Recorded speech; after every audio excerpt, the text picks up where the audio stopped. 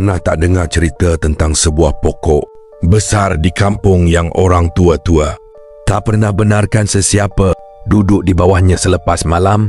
Cerita kali ini berlaku di sebuah kampung yang agak jauh dari bandar.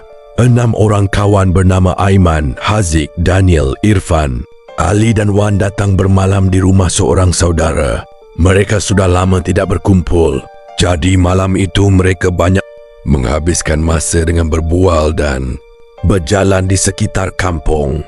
Pada petang pertama, mereka ternampak sebuah pokok besar di hujung jalan kampung. Pokok itu jauh lebih besar daripada pokok lain di sekelilingnya.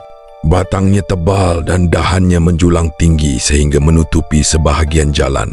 Wan bertanya kepada seorang pakcik yang sedang duduk di luar rumah, "Pokok besar tu memang dah lama ada ke, pakcik?" Pakcik itu memandang ke arah pokok tersebut sebelum menjawab perlahan, "Dah lama.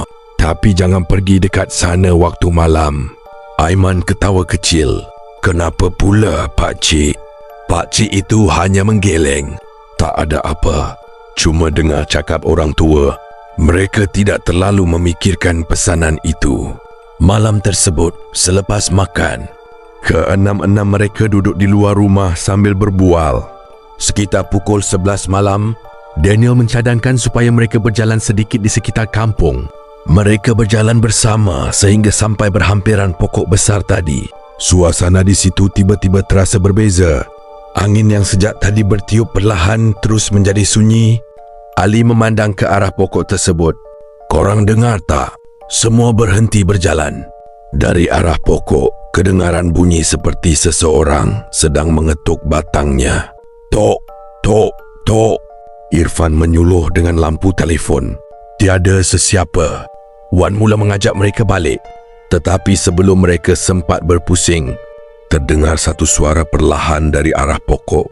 "Jangan balik." Mereka semua terus kaku. Aiman menyuluh sekali lagi ke arah pokok. Kali ini mereka nampak sesuatu yang membuatkan mereka terus diam. Di bawah pokok itu, ada sepasang selipar lama yang tersusun kemas menghadap ke arah mereka.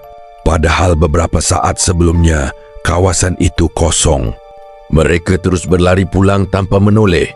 Namun ketika sampai di hadapan rumah, Daniel tiba-tiba berhenti. Dia melihat ke belakang. Di bawah pokok besar itu, kelihatan satu susuk berdiri jauh di antara bayang-bayang. Susuk itu tidak mengejar mereka. Ia hanya berdiri dan memandang tepat ke arah rumah.